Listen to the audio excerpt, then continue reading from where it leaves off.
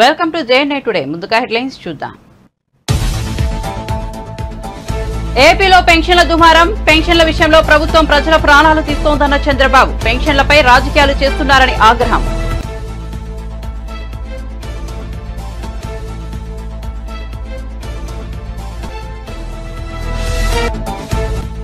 కడప జిల్లాలో బస్సు యాత్రను ప్రారంభించిన షర్మిల. వివేక హత్య కేసు నిందితుడికి జగన్ టికెట్ ఇచ్చారని మండిపాటు. హంతకులను కాపాడుకునేందుకు జగన్ సీఎం పదవిని వాడుకుంటున్నారని విమర్శ.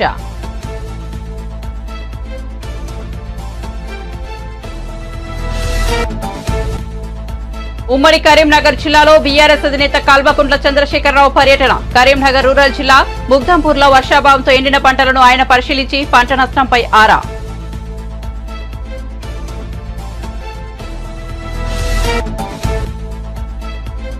తాడూరి శ్రీనివాసరావుతో పాటు బీజేపీలో చేరిన పలువురు బీఆర్ఎస్ ఉప్పల్ నాయకులు. వారికి కండువా కప్పి పార్టీలోకి ఆహ్వానించిన కిషన్ రెడ్డి.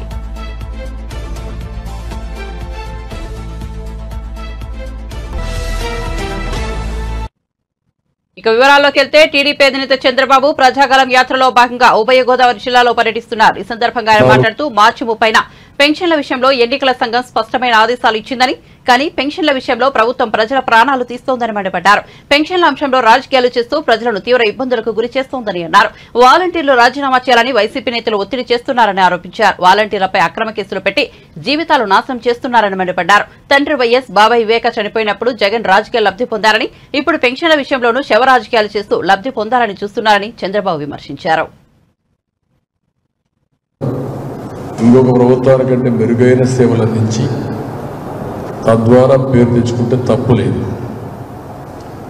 కానీ ప్రజల ప్రాణాలకు, ఆస్తులకు రక్షణగా నిలవలసిన ప్రభుత్వమే వాళ్ళకి ఇబ్బంది పెట్టే పరిస్థితి రావడం చాలా బాధాకరం.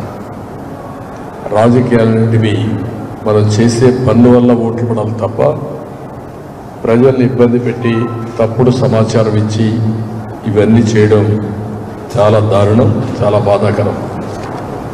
ఇప్పుడు ఈ విషయంలో మీరు చూస్తే వైఎస్ఆర్ కాంగ్రెస్ పార్టీ డిఎన్ఏలో ఉంది శవ రాజకీయాలు చేయడం. తండ్రి చనిపోతే దాన్ని రాజకీయ లబ్ధి కోసం ప్రయత్నం చేశారు. బాబాయిని చంపేసి మళ్ళీ దండేసి మళ్ళీ సానుభూతి పొందాలని ప్రయత్నం చేసి సానుభూతి పొందారు. ఇప్పుడు ఈ ఎన్నికల్లో వాలంటీర్స్ని చంపేసి తద్వారా రాజకీయ లబ్ధి పొందాలని ప్రయత్నం చేస్తున్నారు. ఇది చాలా క్షమించడానికి నేరం ఇది. అందుకే దీంట్లో కొంతమంది అధికారులు కూడా కుట్రలో భాగస్వాములు అయ్యారు. అది ఇంకా మరీ దుర్మార్గమైన కార్యక్రమం. నిన్న జరిగిన ఎపిసోడ్, మొదటి తారీఖున పెన్షన్లు ఇవ్వాలి.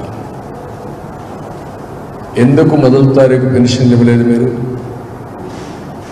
మీ దగ్గర డబ్బులు లేవు. వచ్చిన డబ్బులు వీళ్ళు ఓడిపోతామని తెలిసిపోయి వీళ్ళ కాంట్రాక్టులకు 13,000 కోట్ల రూపాయలు కాంట్రాక్టులు దోచిపెట్టారు.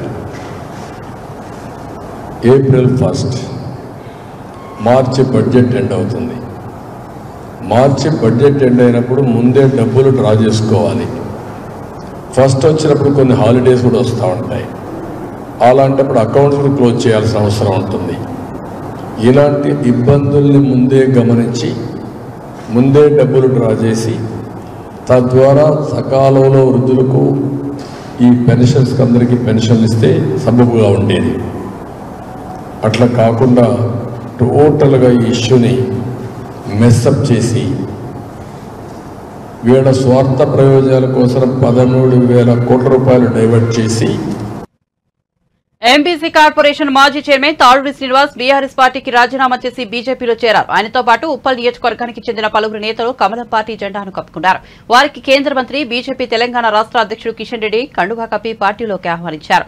ఈ కార్యక్రమంలో మల్కాజ్గిరి లోక్సభ అభ్యర్థి ఈటెల రాజేందర్, రామచంద్రరావు, ఎన్వీఎస్ఎస్ ప్రభాకర్ తదితరులు కూడా పాల్గొన్నారు. ఈ సందర్భంగా కిషన్ రెడ్డి మాట్లాడుతూ కాంగ్రెస్ పార్టీ అమలు కాని హామీలు ఇచ్చిందని మండిపడ్డారు. అసెంబ్లీ ఎన్నికలకు ముందు అనేక హామీలతో ప్రజలను మోసం చేసిందన్నారు. 100 రోజుల్లో హామీలను పూర్తి చేస్తామని చెప్పారని, కానీ ఆ పార్టీకి ఇంకా గడువు పూర్తయినట్లుగా లేదని ఎద్దేవా చేశారు. హుందాగా గౌరవప్రదంగా వివరించినటువంటి వ్యక్తి. అంతేకాకుండా కమిట్మెంట్తో వారు తెలంగాణ రాష్ట్ర ఏర్పాటు కోసం ఒక ఉద్యమకారుడిగా పోరాటం చేసినటువంటి వ్యక్తి. పార్టీలో చేరిన తర్వాత కూడా మరి అదే కమిట్మెంట్తో రాజకీయ పార్టీ కార్యకర్తగా కూడా పనిచేశారు. వారు ఈరోజు హైకోర్టులో మరి న్యాయవాదిగా కూడా పనిచేస్తా ఉన్నారు. వారిని ఒక బడుగు బలైన వర్గాల నుంచి పనిచేస్తున్నటువంటి వ్యక్తి. వారు చైర్మన్ గా ఉన్నప్పుడు కూడా మరి ఉన్నంతలో ఎంబీసీ సామాజిక వర్గాలకు న్యాయం చేసేటువంటి ప్రయత్నం చేయడం జరిగింది. ఈరోజు రానున్నటువంటి పార్లమెంట్ ఎన్నికలను దృష్టిలో పెట్టుకుని దేశంలో ఇప్పుడున్నటువంటి పరిస్థితుల్లో ప్రధానమంత్రి గారు మళ్లీ ప్రధాని కావాలి నరేంద్ర మోడీ గారు అనేటువంటి ఒక లక్ష్యంతో ఈరోజు భారతీయ జనతా పార్టీలో చేరుతున్నారు. వారిని మనస్ఫూర్తిగా స్వాగతం పలుకుతా ఉన్నాను. మీరు అప్పులు కడితే వెంటనే మళ్లీ తీసుకోండి 2 లక్షల అప్పులు. డిసెంబర్లో నేను అధికారంలోకి వస్తాను, కాంగ్రెస్ పార్టీ సోనియమ్మ రాజ్యం వస్తుంది, అప్పులు మేమే తీరుస్తాము కాబట్టి మళ్లీ వెంటనే తీసుకోండి అని చెప్పి కూడా రైతులను మభ్యపెట్టేటువంటి ప్రయత్నము, మోసం చేసేటువంటి ప్రయత్నం చేస్తా ఉన్నారు. నేను ముఖ్యమంత్రి గారిని అడుగుతాను, మీకు 100 రోజులు అంటే ఎప్పుడవుతుంది? మీకు డిసెంబర్ అంటే ఏ డిసెంబరు? 23 డిసెంబరా లేకపోతే మరీ డిసెంబరు? దానికి తోడు ఈరోజు అనేక రకాల హామీలు. ఈరోజు కాంగ్రెస్ పార్టీ పని ఎట్లా ఉందా అంటే గాల్లో దీపం పెట్టి దేవుడు అన్నట్టున్నది. కాంగ్రెస్ పార్టీ ఈరోజు మసిబూసి మారడికాయ చేయ ప్రయత్నం చేస్తాం. నేను రేపు ఏం మొక్క పెట్టుకుని మీరు తుబ్బూడలో మీటింగ్ పెట్టాలని అడుగుతా ఉన్నాను, ఏం సాధించాలని అడుగుతా ఉన్నాను. మీకు పార్లమెంట్ ఎన్నికల్లో ఓటు అడిగేటువంటి నైతిక హక్కు ఉందా కాంగ్రెస్ పార్టీకి అడుగుతా ఉన్నాను. ఇచ్చినటువంటి హామీలు అమలు చేయకుండా ముఖ్యమంత్రి గారు అంటారు తెలంగాణలో 17 సీట్లు గెలవాలి, రాహుల్ గాంధీ ప్రధాని కావాలా, కేంద్ర ప్రభుత్వం పైసలు ఇవ్వాలా, ఈ గ్యారెంటీలు అమలు చేయాలా. అంటే ప్రత్యక్షంగా పరోక్షంగా గ్యారెంటీలు అమలు చేయమని ముఖ్యమంత్రి గారు ఒప్పుకుంటున్నారు. ఎందుకంటే కనుచూపు మేరలో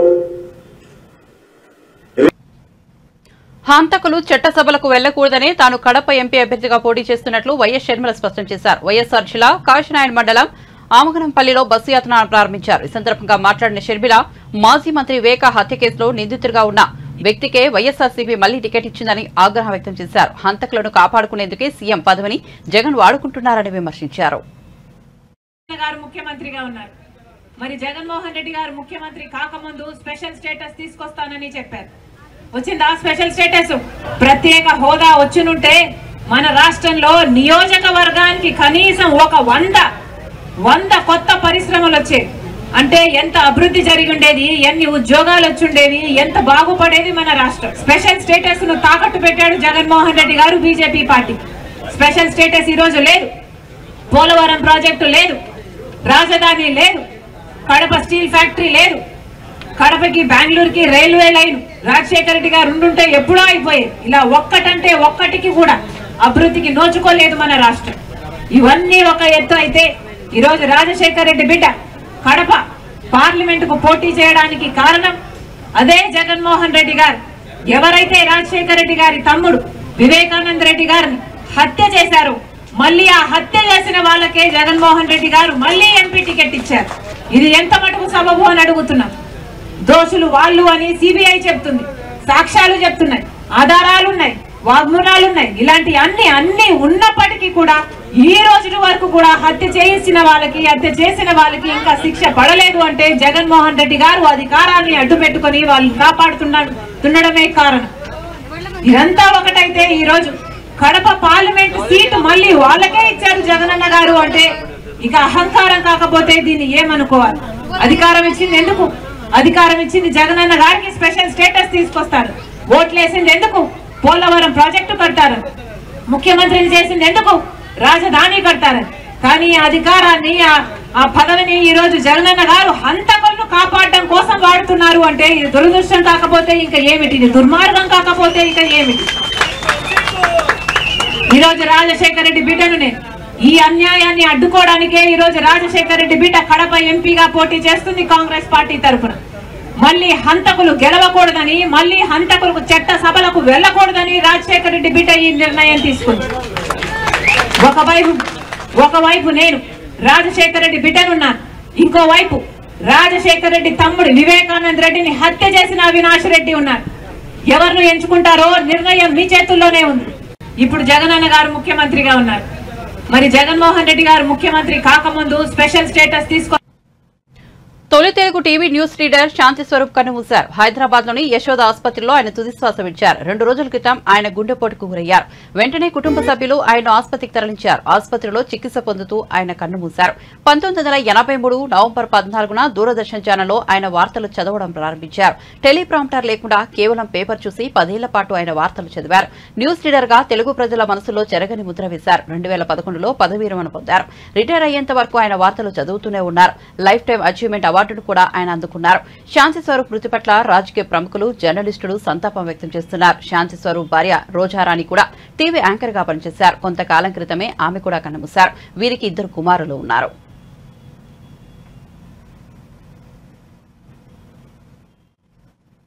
ఉమ్మడి కరీంనగర్ జిల్లాలో బీఆర్ఎస్ అధినేత కల్వకుంట్ల చంద్రశేఖరరావు పర్యటన కొనసాగుతోంది. మొదట కరీంనగర్ రూరల్ జిల్లా ముగ్ధంపూర్లో వర్షాభావంతో ఎండిన పంటలను ఆయన పరిశీలించారు. పంట నష్టంపై ఆరా తీశారు. ఈ సందర్భంగా ఆయన రైతులకు భరోసా ఇచ్చారు.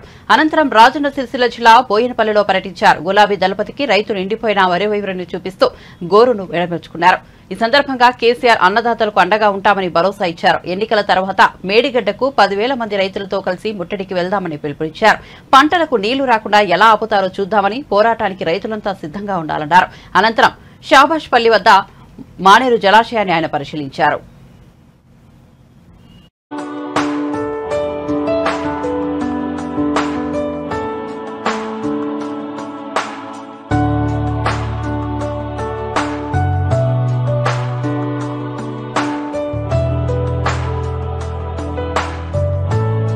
ఇక్కడ బాధ కలిగే విషయం ఏంటంటే, నేను కూడా దుఃఖంతో చెప్తున్న మాట ఏంటంటే, కాలం కాకపోతేనేమో రైతు ఇంత నష్టపోడు.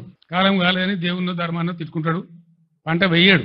కానీ ఇక్కడ పంట వేసి పెట్టుబడి పెట్టి ప్రతి ఊర్లో కూడా వాళ్ళు రోధిస్తున్నది బాధపడకుండా ఇలా మగ్దుంపుర కానీ ప్రతి చోట చెప్పింది ఏంటంటే 25,000 పెట్టమని కొందరు, 28,000 పెట్టమని కొందరు, 22,000 పెట్టమని కొందరు. ఒక్కొక్క రైతు ఎకరానికి ఎంత పెట్టుబడి పెట్టిండో ఇంత పెట్టుబడి పెట్టి గగ్గపాలైన సార్ అని వాళ్ళు మొత్తుకుంటా ఉన్నారు. మేము వేయకపోతే బాధలేదు, కానీ కారణం ఏంది? రైతు బంధు మీద ఒక అరాకిరి. అది ఎప్పుడు వేస్తారో ఎప్పుడు వేయరో చెప్పకపోవడం. 7 ఎకరాలని 3 ఎకరాలని 4 ఎకరాలని దానిలో తొండి పెట్టి అసలు వస్తుందా రాదా ఒక కన్ఫ్యూజన్ గురి చేయడం రైతులను. నిన్న మొన్నటి దాకా ఇప్పటికి కూడా ఇంకా పూర్తిగా వేయలే రైతులకు, 100% వేయలే. ఇంకా దాని మీద ఒక పాలసీ లేదు, ధైర్యం లేదు, చెప్పే తెలివితేటలు లేవు. నేను మొన్న మాట్లాడితే ఇంత గలీజ్గా అంటే ఒక ముఖ్యమంత్రి స్థాయిలో 100 రోజులలో 200 మంది రైతులు చచ్చిపోయిన 200 పైచీలు కానీ నేను చెప్తే 48 గంటల్లోగా ఇవ్వండి, మేము వాళ్ళకి నష్టం ఇస్తామని చెప్పినారు. మేము 4 గంటలనే ఇచ్చినాం. ఈ లిస్టు 4 గంటలే. 4 గంటలనే ప్రభుత్వానికి చీఫ్ సెక్రటరీకి పంపించినాం. 209 మందికి పంపించినాం. దాని తర్వాత కూడా ఇంకో 5-10 జరిగినాయి. ఇప్పటికీ ఉలుకు లేదు, పరుకు లేదు, ఏం లేదు. ఏం డిమాండ్ చేస్తా ఉన్నా, మీ అసమర్థత వాళ్ళు చచ్చిపోయారు కాబట్టి వాళ్ళకు తలా 25 లక్షలు వెంటనే నష్టపరిహారం చెల్లించాలి. ఆ ప్రభుత్వాలను, ఆ కుటుంబాలను పరామర్శించాలి. నేను మళ్ళా డిమాండ్ చేస్తా ఉన్నా. లేకపోతే మాత్రం మీకు ఆ ఉసురు, ఆ పాపం తలుగుతుంది. మేము మాత్రం మిమ్మల్ని వదిలిపెట్టమని మనవి చేస్తా ఉన్నా. రెండవది, పెట్టిన పెట్టుబడి పోయింది, వస్తుందనుకున్న పంట పోయింది. వాళ్ళు ఇలా ఆత్మహత్య చేసుకుంటామని మాట్లాడుతూ ఉన్నారు. నేను వద్దని వాళ్ళకి దండం పెట్టి చెప్పినాను. వాళ్ళకు ఖచ్చితంగా ఎకరానికి 25,000 ఇవ్వాలి. నష్టం జరిగింది, ఎట్లా జరిగింది? పంటలు ఎండిన మాట వాస్తవం, నష్టం జరిగిన మాట వాస్తవం. ఇలా రైతాంగం కన్నీరు మున్నీరు అవుతున్న మాట వాస్తవం. 15-16 లక్షల ఎకరాలంటే చిన్న విషయం కాదు. ఇది న్యాచురల్ కలామిటీ కంటే కూడా పెద్దది, bigger than any natural calamity. కాబట్టి ఈ సందర్భంలో ప్రభుత్వం కాకపోతే వాళ్ళని ఎవరు ఆదుకోవాలా? దానికోసం మేము డిమాండ్ చేస్తా ఉన్నాం. మీరేదో తప్పించుకుంటాం అనుకుంటే మీ వీపులు విమానం మొత్తం మోగిస్తారు ప్రజలు, మిమ్మల్ని మాత్రం వదిలిపెట్టరు. మీ డ్రామాలు నడవాయని కూడా నేను మనవి చేస్తా ఉన్నా. నేను కూడా 4 నెలల దాకా నా నోరు తెరవలే. మన సూర్యాపేటలో నేను చెప్పిన 4 మాసాల దాకా నేను తెరవలే. టైం ఇవ్వాలి కొత్త ప్రభుత్వానికని మాట్లాడలే. వాళ్ళు ఎన్ని పిచ్చి పిచ్చి ఆరోపణలు, ఎన్ని పిఆర్ స్టంట్లు, వాళ్లకు తొత్తులుగా ఉన్నటువంటి కొంత మీడియా ఎవరైతే ఉన్నారో అన్ని అడ్డగోలు వార్తలు రాయించి ఏం చెప్పినా కూడా మేము మాట్లాడలే. గంభీరంగా ఉన్నాం, పరిస్థితిని గమనించుకుంటూ ఉన్నాం. మంచి చెడ్డలు ప్రజలకు కూడా తెలవాలనే ఉద్దేశంతో ఉన్నాం. మేము మాట్లాడలే. మేము చెప్పేది ఇలా ఎండిపోయిన పంటలు వట్టిగా తమాషగా చెప్తే మీకు ఎండిపోయిన పంటలు రైతులు ఇచ్చిన ఫోటోలు ఇవి మేము తీసినవి కావు. మేము పోయే వరకే పెట్టుకున్నారు వాళ్ళు. మేము పోయిన గ్రామాలలో ఎన్ రూట్లో పెట్టుకొని ఉన్నారు. ఇగో ఈ విధంగా ఎండిపోయినాయి పంటలు, ఇంత భయంకరంగా ఎండిపోయినాయి. ఇవన్నీ ఎన్నికల సమయం దగ్గర పడుతున్న కొద్దీ ఆయా పార్టీలలోకి చేరికలు ఊపందుకున్నాయి. ఈ క్రమంలో ఉండవల్లిలో టీడీపీ జాతీయ ప్రధాన కార్యదర్శి నారా లోకేష్ సమక్షంలో భారీగా చేరికలు జరిగాయి. గుంటూరు, అనంతపురం జిల్లాలకు చెందిన నేతలు పెద్ద సంఖ్యలో టీడీపీలో చేరారు. గుంటూరుకు చెందిన తాడిశెట్టి మురళీమోహన్ లోకేష్ సమక్షంలో కుటుంబ సభ్యులతో సహా టీడీపీ తీర్థం పుచ్చుకున్నారు. గతంలో గుంటూరు పశ్చిమ ఎమ్మెల్యేగా పనిచేసిన తాడిశెట్టి వెంకట్రావు సోదరుడే తాడిశెట్టి మురళి గతంలో డిప్యూటీ మేయర్గా వ్యవహరించారు. ఇటీవలే తాడిశెట్టి బ్రదర్స్ వైసీపీకి గుడ్ బై చెప్పారు. లోకేష్ సమక్షంలో తాడిశెట్టి మురళీమోహన్, ఆయన అనసూయలు పెద్ద సంఖ్యలో టీడీపీలోకి వచ్చారు. వారందరికీ టీడీపీ కండువాలు కప్పిన లోకేష్ పార్టీలోకి సాదర స్వాగతం పలికారు. ఈ సందర్భంగా లోకేష్ మాట్లాడుతూ వైసీపీని ఏపీ ఖాళీ చేసి పారిపోయే పరిస్థితి ఇప్పుడే వచ్చిందని వ్యాఖ్యానించారు. ప్రజలు తమ వైపే ఉన్నారని, తమ మేనిఫెస్టోలోని సూపర్ 6 పథకాలను తప్పక అమలు చేస్తామని అన్నారు. అతని పుస్తకం నుంచి పేపర్లు చింపి నోట్లో కుట్టేసి ఏకంగా కాలు చేతులు కట్టేసి పెట్రోల్ పోసి తగలబెట్టి చంపేశారు. తల్లి ఎంత అన్యాయం ఒక్కసారి ఆలోచించండి. ఆనాడు తెలుగుదేశం పార్టీ పోరాడిన తర్వాతనే ఈ ప్రభుత్వం మిమ్మల్ని కదిలింది.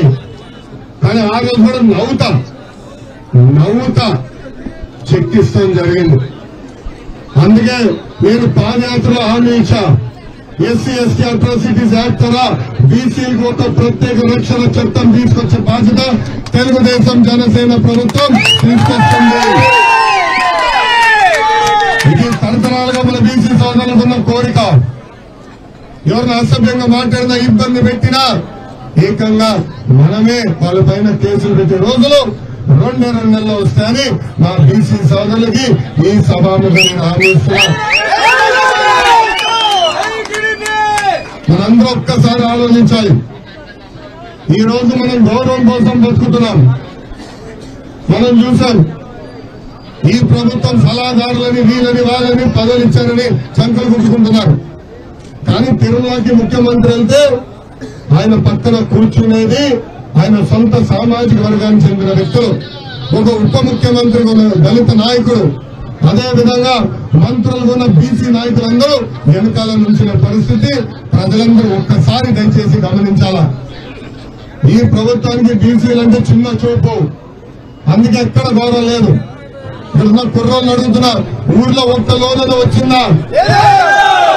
ఒక్కరినైనా ఆదుకున్నారా? గాలి కదిలేసింది ప్రభుత్వం. ఆనాడు ఆదరణ పథకం ద్వారా మీరు 10% డబ్బులు కట్టారు. కనీసం 10 మంది ఇస్తున్నారు కదా, కట్టిన 10% డబ్బులు తిరిగి మీకు వెనక్కి ఇవ్వలేదు. అందుకే బీసీ సోదరులు చెప్తున్నా, ఆదరణ పథకం ద్వారా ప్రతి సంవత్సరం మెరుగైన పనిముట్లు కొనిస్తాం. బీఆర్ఎస్ ఖాళీ అవుతోందనే భయంతో ప్రజల దృష్టి మరలించేందుకే కేసీఆర్ బయటకు వస్తున్నారని ఉప ముఖ్యమంత్రి బట్టి విక్రమార్క అన్నారు. 3 నెలల క్రితం వచ్చిన ప్రభుత్వం కరువుకు ఎలా కారణమవుతోందో చెప్పాలని ఆయన నిలదీశారు. నాడు కేసీఆర్ తీసుకున్న నిర్ణయాలే నీటి కష్టాలకు కారణమయ్యాయని ఆరోపించారు.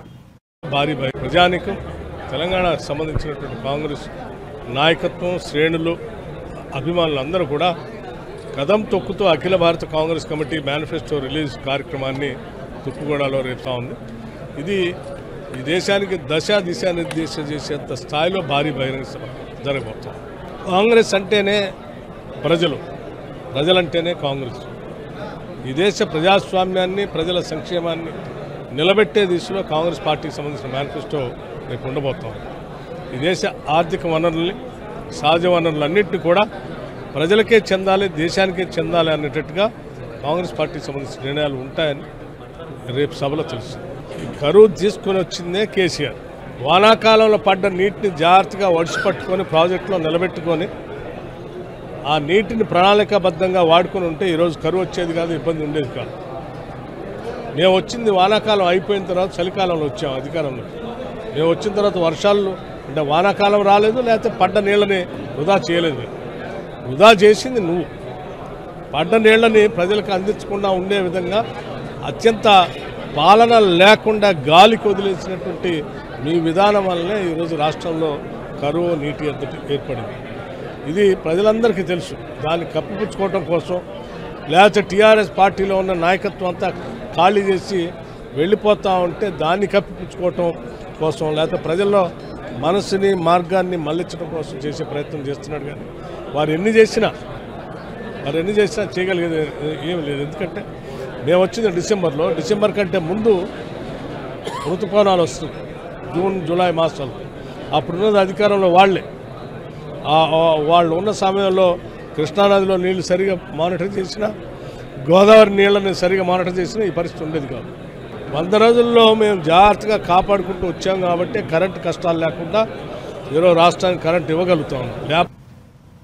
టీడీపీ, జనసేన, బీజేపీ జెండాలు వేరైనా ఎజెండా ఒకటేనని టీడీపీ అధినేత చంద్రబాబు సతీమణి నారా భువనేశ్వరి అన్నారు.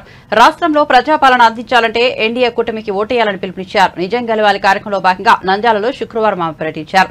చంద్రబాబు అరెస్టుతో మనస్తాపానికి గురై చనిపోయిన బాధిత కుటుంబాలను భువనేశ్వరి పరామర్శించారు. పెన్షన్ కూడా ఈ ప్రభుత్వం అనుకుంటే ఎక్కడికక్కడ సచివాలయం ఉంది, వాళ్ళ ద్వారా ఇవ్వచ్చు పెద్దవాళ్ళకి పెన్షన్స్.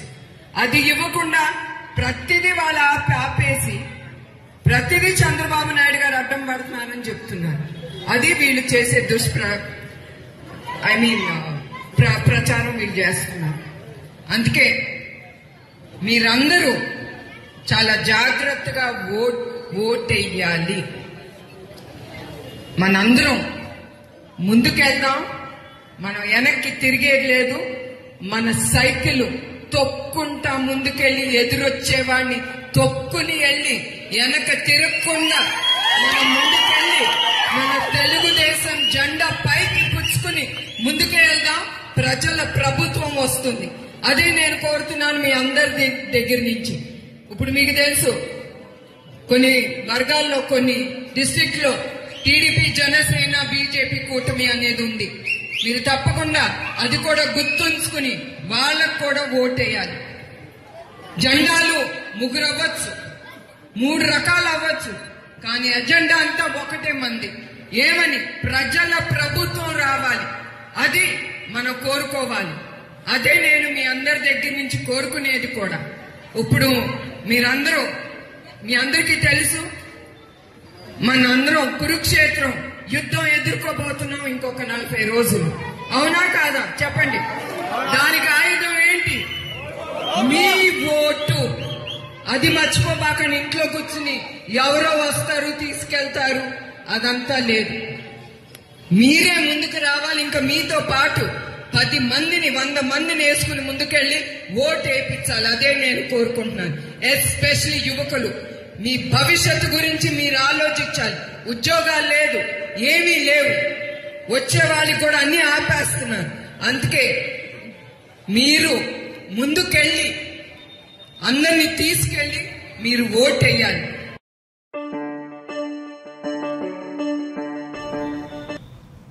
రాష్ట్రంలో ప్రజలందరూ మార్పు కోరుకుంటున్నారని, మే 13న జరిగే ఎన్నికల్లో ఆ మార్పు వస్తుందని ఏపీ బీజేపీ అధ్యక్షుడు దగ్గుపాటి పురంధేశ్వరి అన్నారు. ప్రముఖ పుణ్యక్షేత్రం ద్వారకా తిరుమల ఆలయాన్ని ఆమె శుక్రవారం సందర్శించారు. కుటుంబ సమేతంగా వెంకటేశ్వర స్వామి సేవలో పాల్గొన్నారు. ఈ సందర్భంగా పురంధేశ్వరి మీడియాతో మాట్లాడారు. వారి ఆశీర్వాదం భారతీయ జనతా పార్టీ అభ్యర్థులందరికీ ఉండాలి.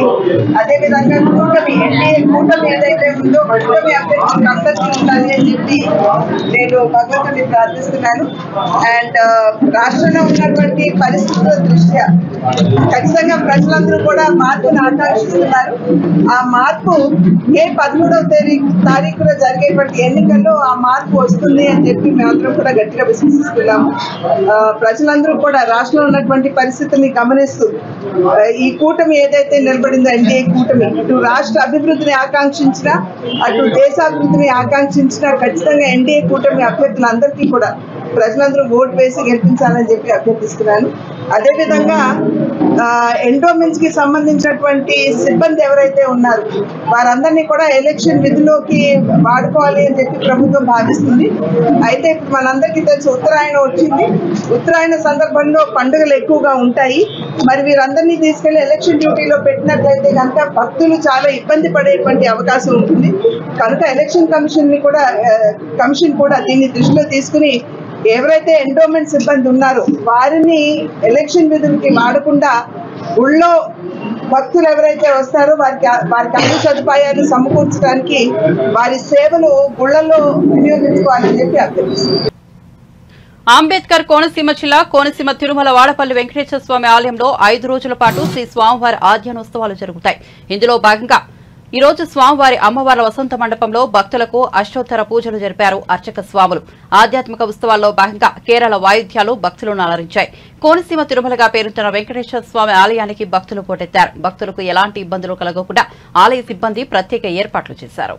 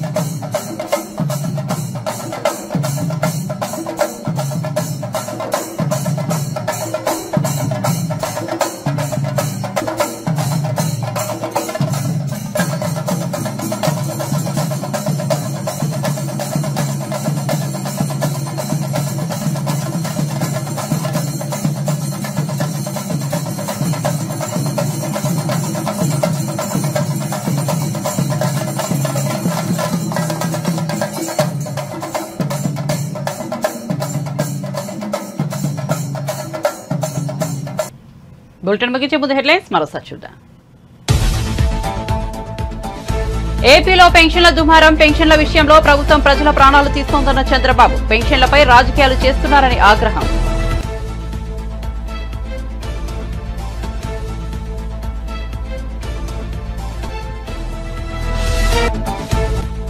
కడప జిల్లాలో బస్సు యాత్రను ప్రారంభించిన షర్మిల. వివేక హత్య కేసు నిందితుడికి జగన్ టికెట్ ఇచ్చారని మండిపాటు. హంతకులను కాపాడేందుకు జగన్ సీఎం పదవిని వాడుకుంటున్నారని విమర్శ.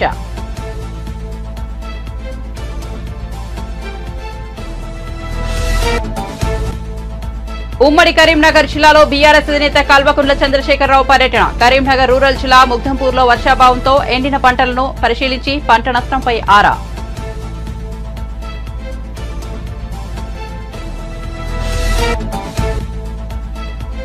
తాడూరి శ్రీనివాసరావుతో పాటు బీజేపీలో చేరిన పలువురు బీఆర్ఎస్ ఉప్పల్ నాయకులు. వారికి కండువా కప్పి పార్టీలోకి ఆహ్వానించిన కిషన్ రెడ్డి.